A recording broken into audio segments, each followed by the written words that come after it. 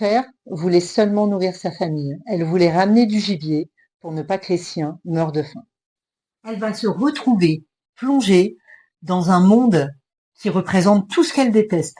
Elle va se retrouver à devoir regarder ses ennemis dans les yeux.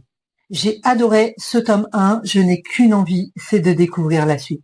J'ai adoré cette histoire d'amour impossible et pourtant tellement évidente. Cette histoire d'amour représente exactement le type d'histoire d'amour que je veux voir dans les romans de fantasy. Une histoire d'amour mature, qui ne part pas dans des dérives totalement incontrôlées.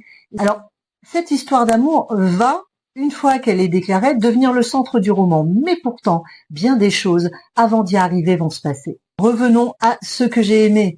Le personnage de Fer, cette jeune fille qui est humaine, qui a le cœur pur, qui va se retrouver, je vous le disais, à devoir regarder ses ennemis dans les yeux, et elle ne va à aucun moment baisser la tête. C'est une jeune fille qui s'adapte. Elle n'a pas eu la vie facile, elle s'est forgé un caractère extrêmement fort. Elle était responsable de sa famille, elle va continuer à se comporter avec la même dignité, même face à son adversaire, même face à son pire ennemi. Nous sommes pendus à ses actions, nous sommes pendus à ses réactions d'un bout à l'autre du livre.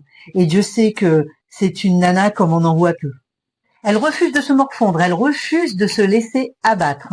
Elle combat d'un bout à l'autre. Son courage finira inévitablement par être admiré. Bien qu'elle soit face à des créatures physiquement bien supérieures à elle, elle risque quand même de les impressionner. Vous voyez, hein, c'est un roman qui tourne autour de cette jeune fille qui s'appelle Fer, F-E-Y-R-E. Elle est mon héroïne, clairement. En terminant ce tome 1, je me dis que cette fille, elle vaut vraiment la peine d'être découverte.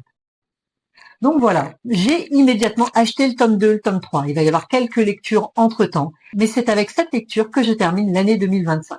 Et j'avais très envie de vous partager mon avis. Alors, bien entendu, c'est un livre que la plupart d'entre vous connaissent déjà. Mais je trouve qu'au final, on en parle peu, parce que, effectivement, c'est un livre qui est sorti il y a déjà un moment.